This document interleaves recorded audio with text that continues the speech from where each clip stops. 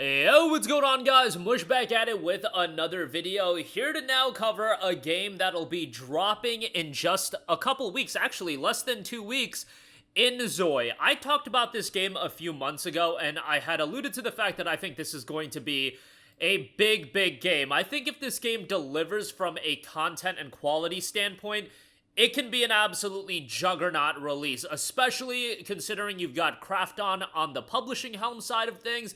This has potential to be a gigantic release, and I think Sims needs something that's a bit of a competitor. Is it necessarily the game style that I gravitate towards all the time? No, but I can understand when a market and an area within gaming needs competition, and I think that is one area that does. So I want to go over some updates. We've got some system requirements for the game. I'll go over those briefly. We might do a more in-depth breakdown in a future video, but we'll go over that and some of the factors that they are rolling out when it comes to inZOI, and we'll go over a general overview of the game as well. If you're not familiar with it, I do think this is going to be a big release when it drops on March the 27th, so just a little over a week away. But we do have the minimum, medium, recommended, and high system requirements. Right off the bat, a round of applause for 4 system requirement tiers. I think that should be the minimum these days, but minimum requirements goes Intel Core i5 10400, AMD Ryzen 5 3600, 12 gigs of RAM, so already eliminating 8 gigs from even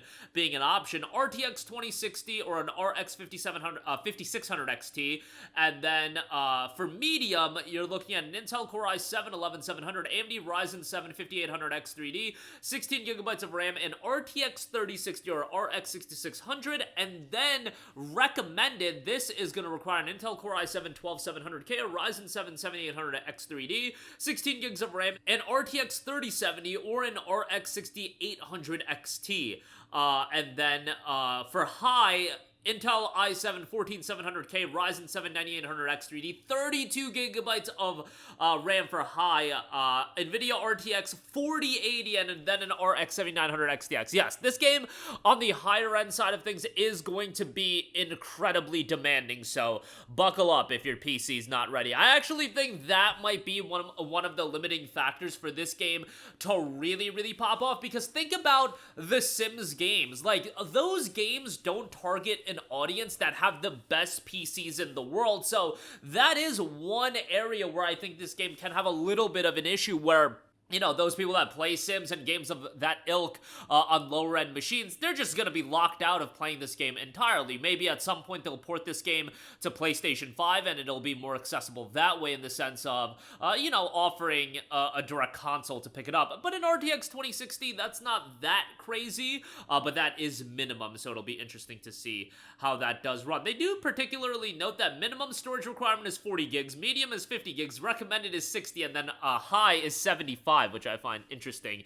They also go over what are optimal settings. Optimal settings ensure you experience the game on your current PC in the best possible way, since inZOI was developed using Unreal Engine 5. Adjusting the game setting can lead to significantly different experiences, even on systems with identical specifications. What factors affect optimal settings? You've got resolution, SSDs. They also do go over things with better graphics. They have DLSS, FSR3, all of that enabled as well. They also go over the video that they have uploaded for comparisons as far as how the visuals will look. Their commitment to inZOI, as mentioned earlier, inZOI delivers high-quality graphics and realistic city-level simulations, which requires higher system specifications. While these requirements ensure the best possible gameplay experience, we remain committed to making inZOI accessible to more players. We plan to implement a feature that automatically adjusts the game settings to provide the best possible experience. Additionally, we will continue working on optimizations to improve performance while finding ways to lower system requirements without compromising overall quality. I will say this, while this game is going to have very intensive requirements and settings and everything like that, I do think, based on this game's technical level, when this game gets unleashed to the masses, if it's a good game, it always comes down to if it's a good game, and you're assuming that, okay, they're dropping a video game, their idea is it's a good game, but I easily see this gaining a lot of traction on social media. When you're taking this gameplay style and you're talking about the current social media environment, the YouTube Shorts, the Instagram Reels, the TikToks or whatever, I think this game will be huge on those platforms, just showcasing crazy things. And then on top of that, you're talking about these incredible visuals that are incredibly eye-grabbing to a common person when you're talking about a game like inZOI compared to Sims. Now, that common person is then going to have to look at the fact that can their PC run this game, and they might lead to an issue at that level. However, in terms of just getting a lot of attention on social media, I had the same feeling about Helldivers 2 when I looked at that game as that game was coming out. I'm just like, this game is going to be huge on social media, you know, talking about shorts and just clips being uploaded and things of that nature. It's a very grabbing game.